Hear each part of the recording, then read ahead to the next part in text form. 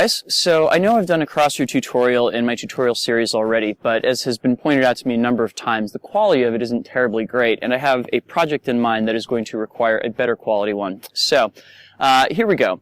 Crossers. Crossers are in essence not unlike doing 2-beat weaves, except for the fact that your arms are crossed as you're doing it. They're sometimes referred to as huggies in Europe or Australia, and they can be done with either hand on top. They require a few basic level muscle skills that you may not have originally trained as you were learning to spin poi, and because of that they can feel like a little bit of a challenge to start off with, but we'll go ahead and see if we can build those skills up bit by bit, yeah? Cool. So the first thing I want you guys to play around with is this little move right here, which is a split time same direction hip reel. And in and of itself, it's not a terribly bad looking move.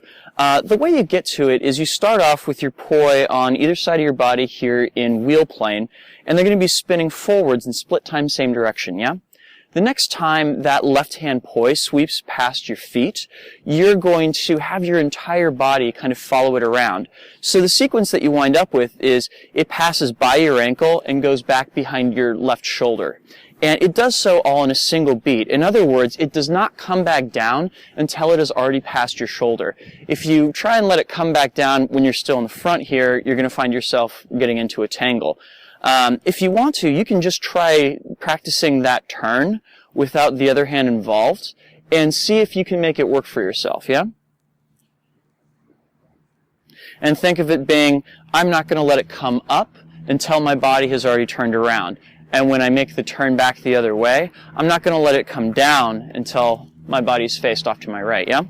Cool. So once you're over on your left-hand side, you're now then going to switch your focus to your right hand. And your right hand, you're going to follow as it goes up past your face.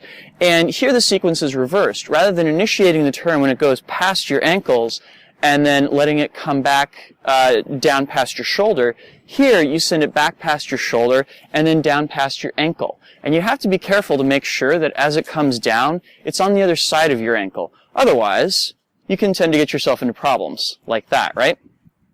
Cool. So the essence of doing this really is being able to switch off which hand you're focusing on, and thus which hand is initiating the turn, right? So as I'm sitting here in forwards, it's going to be my left hand that initiates it. As I'm sitting here in reverse, it's going to be my right hand that initiates it, yeah?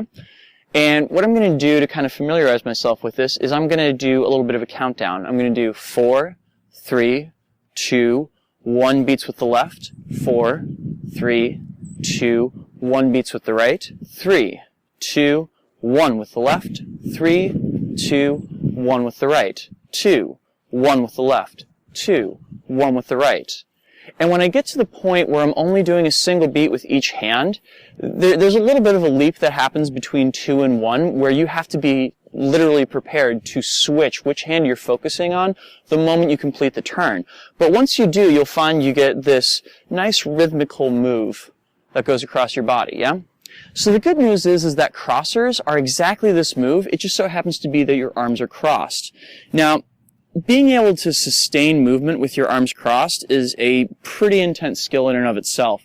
And one of those things that I would really highly recommend you do is just practice holding your poi with your arms crossed and keeping them going. And at first, you're going to hit yourself, probably a lot.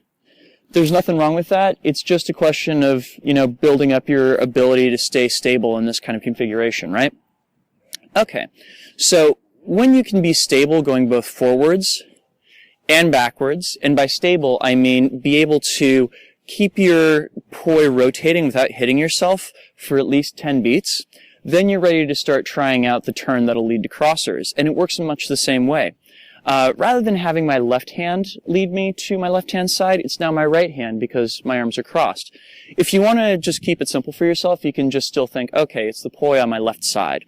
So the next time my right-hand poi is sweeping by my ankles, I'm going to follow it all the way around past my left shoulder. Now I should be going in reverse, and I'm going to switch my focus to my left hand, and the next time my left hand is going up past my face, I'm going to let it carry back past my shoulder and down to my right ankle, yeah? So, right hand, past my ankles, behind my left shoulder, right hand, past my shoulder, down past my ankle. Yeah? Cool.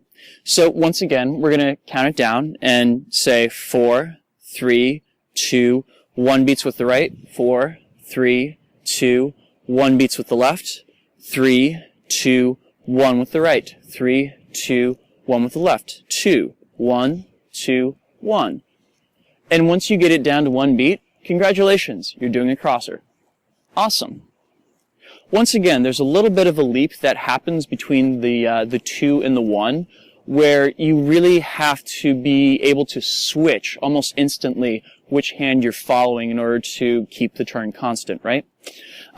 If you're finding you're having some problems with the turns, just like we did when we were doing the open hip reel, try just doing one hand at a time. So imagine that you've got your left hand and right hand crossed over, but it's only your left hand that is rotating the poi, in which case you just practice going back and forth which direction you're facing with that arm crossed over your body, yeah?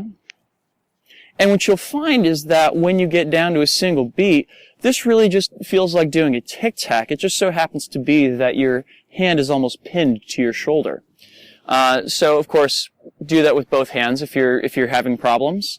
And you'll find one of them is going to feel like a forwards tic-tac and one of them is going to feel like a reverse tic-tac, yeah? Cool. So, if you've got your forwards weaves down, one way that you can get into these actually is on this moment right here when I'm over on my left-hand side and my left hand is about to cross on top of my right hand, what I can actually do is have my right hand scoop underneath it and go all the way behind me to initiate that crosser. Once again, I scoop the right hand underneath, and as it goes underneath, I'm going to reach it all the way back behind my shoulder, and that'll initiate the crosser for me. Yeah? Cool. Thank you guys for watching, and happy spinning. I'll be back next Friday with another tutorial for you. Peace.